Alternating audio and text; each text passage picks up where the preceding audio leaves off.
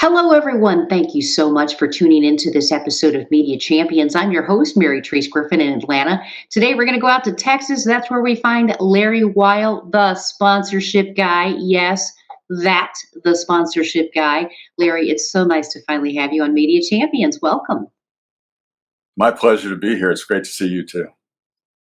Thank you very much. It's no secret you do sponsorships. That's what you do, and I mean you do everything from the Super Bowl to big tech arena events. Let's talk about that as a source of advertising because it's huge. I mean, sponsorship strengths as a media channel. Lay it out for us because it's hot. Yeah, I mean, most people are really familiar with sponsorship when it comes to sports events. Everything from the Super Bowl to a tractor pull to your local baseball team is going to have sponsorship. And sponsorship has become a huge portion of the overall marketing and advertising spend. It's probably only eclipsed these days by digital overall, but it is really a blend of a bunch of different channels, which is part of why it's so big. But it has a lot of specific advantages too.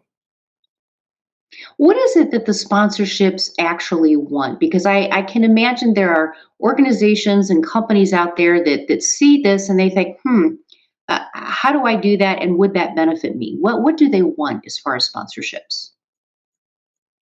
Well, it's just a little bit different than what they want generally out of advertising and marketing. They want to grow their business, right? So, what's the strategy to grow your business? Is it best served through creating brand recognition? Today, that's not as big of a deal. It's cheap to get brand recognition, but engagement, that's a lot harder to do. And affinity, where they feel close to your brand, is something that's really well achieved through sponsorship.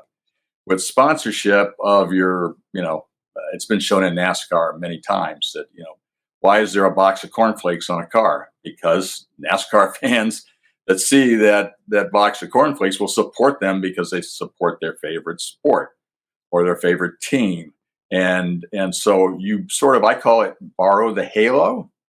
And so if you're not really well known or you want to change your perception, you can line up a sponsorship with a group. It could be anything from quarter horse racing to nonprofit sponsorships to college teams.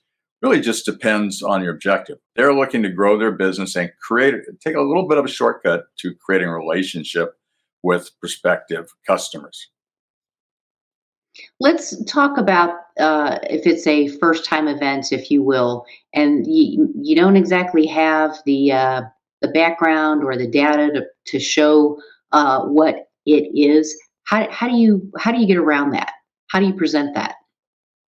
Such a great question. I get that a lot. I have people, really hundreds of people, reach out to me every month about their idea or their new concept or an event they'd like to do, and maybe they've done these concerts are a common one. They want to have a big concert, but it's, well, how do I get sponsors? They can have this sign or whatever, and I have to kind of slow them down a little bit and say, well, what do you have?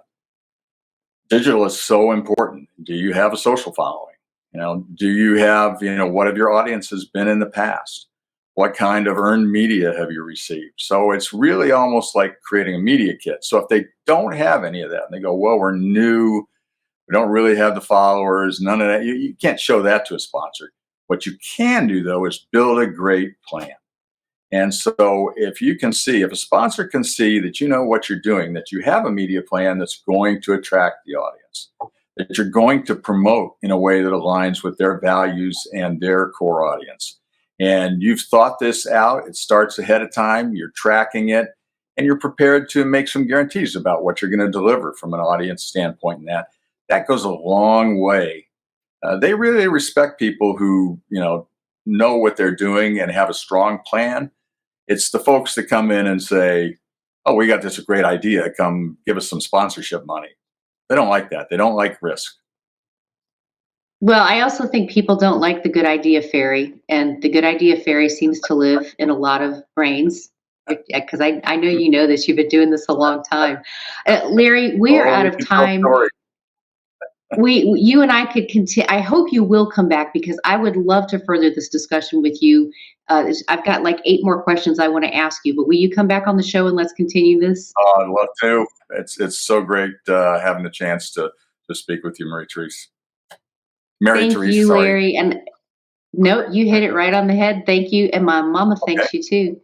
But we will Okay. connect, and for the rest of you, we can connect you to the sponsorship guy. You're going to want to pick his brain, and we can help you do that. You can find Larry by finding us right here at dailyadbrief.com. I'm Mary Therese Griffin in Atlanta. We'll see you next time for more Media Champions.